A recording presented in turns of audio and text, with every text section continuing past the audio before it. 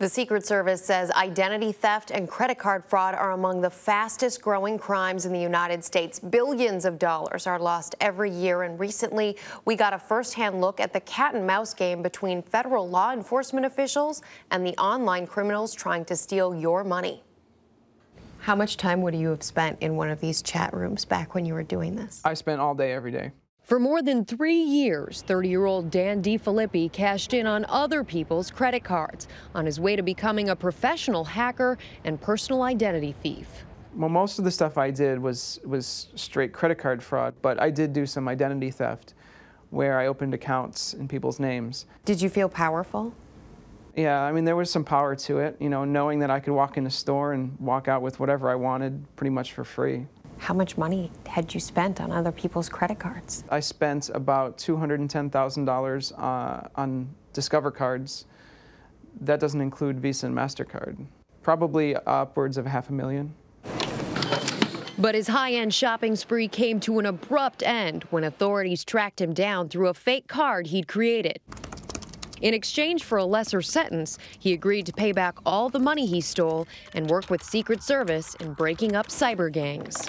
I actually worked with them for 2 years doing training, teaching them how these online communities work. We have 45 field offices across the country. Catching criminals like Defelippi is a major priority for A.T. Smith, the Assistant Director for Investigations at the United States Secret Service. How big of a problem is credit card fraud here in the United States? It is a large problem, and it's pervasive, and certainly with the continued use of technology and the internet, it's become even more of a problem over the last several years.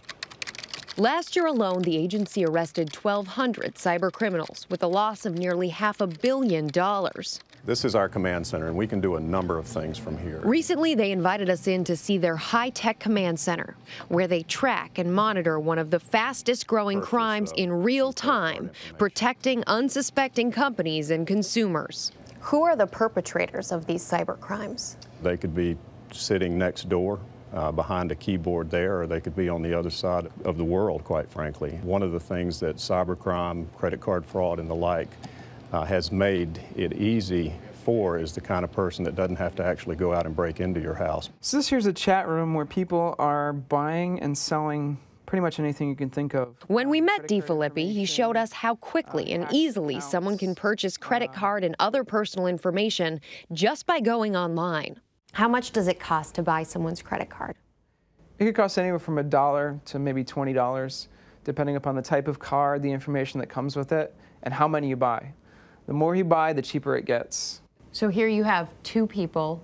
You have their credit card number, their expiration. That looks like the secret number. Yep, that's the CVV right there. That credit card number belonged to this woman, so we tracked her down to warn her that her financial information was compromised. So how does it make you feel to see your name, your address, your credit card information in this public place? It's unnerving. It's my identity, and it's for sale on a website. It's really scary, and it definitely makes me think about what I'm going to have to do going forward to keep something like this from happening again.